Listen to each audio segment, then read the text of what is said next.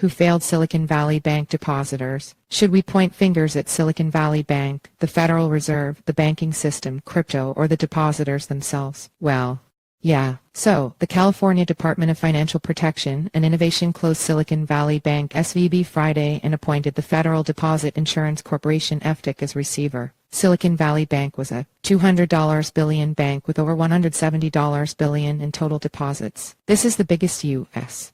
bank failure since Washington Mutual Bank in 2008, whose assets were eventually mostly sold to JPMorgan Chase after the FDIC took it over. The FDIC said in its SVB press release that depositors will have full access to their insured funds by Monday morning, insured funds being the first $250,000 in a depositor's account. Everything in excess of that $250,000 will become available to customers as the bank's assets are sold off to other banks and financial institutions. If you're thinking, hold on a second, SVB was a $200 billion bank. Surely it has relatively big companies as depositors who have more than $250,000 deposited with them. Then I applaud you because, yes, they do. Of course they do. There's a lot to unpack here, and the full story is far from even beginning, but going into the weekend there is one important thing we should think about and make abundantly clear. Who is to blame here? I have fingers to point, so where should I point them? Right off the bat, here's who is not to blame: the depositors. You will undoubtedly read suggestions that SVB failed because it was the bank of choice for VC-backed Silicon Valley technology businesses, many of which are questionably capitalized and horribly unprofitable. You know, the company that's like Uber for your Salesforce or whatever. Yes, SVB was tech-forward and, while not necessarily crypto-friendly, it did bank crypto hedge funds and VCs like Blockchain Capital, Castle Island Ventures, Dragonfly and Panther, and even CoinDesk. SVB didn't fail because of any of these businesses. Even though it might make sense to be critical of depositor concentration in most cases, that doesn't apply here. If you're inclined to point at VCs, maybe point at Peter Thiel-founded Founders Fund, which advised companies to pull money from SVB amid concerns about its financial stability. In doing so, it managed to stoke fear among investors and sparked a good old-fashioned bank run,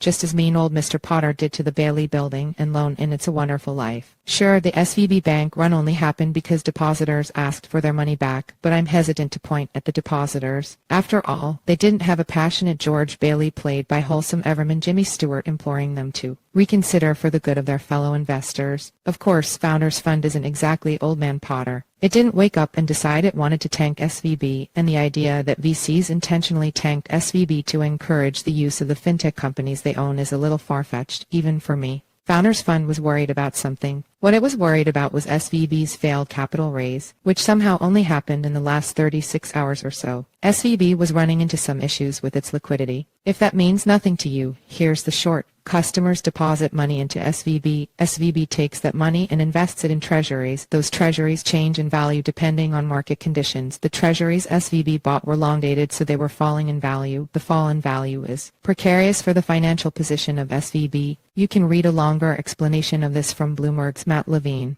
From that crude explanation, you should have one takeaway. SVB bought treasuries that lost value as the U.S. Federal Reserve increased interest rates. That would normally be fine and dandy unless a bunch of depositors want their money back at the same time, which, as we laid out above, is what happened. As you go into the weekend, know that smart people, or those who know jargon or read this column, will call SVB's experience with the declining value of their treasuries duration risk. Point them at SVB and the Federal Reserve. Seriously, if you're hesitant to point fingers at depositors or the VCs that egged on the bank run, I don't blame you. You could instead look at SVB and the Fed. First and foremost, there was mismanagement of risk by SVB, which very clearly bought the wrong financial instruments with deposits. If it hadn't, it wouldn't have been raising capital. But in defense of SVB, a very flimsy defense, to be sure, the Fed has raised interest rates by a multiple of almost 20 in the space of about a year. So while SVB made some bad bets, the responsibility for those bad bets should also sit with the Fed for raising interest rates so quickly. How ironic. While trying to do something about high inflation, the Fed instead inadvertently started tanking banks that are invested heavily in treasuries. Lastly, and I will repeat this to make it as clear as possible, this is not crypto's fault. It's not crypto's fault because the collapse of SVB would have happened no matter what the bank's depositor mix was. The risk management decisions SVB made with customer deposits were made without consideration for what the depositors were in the business of doing. It's not crypto's fault, just like it's not any other industry's fault. Except, of course, the banking industry's.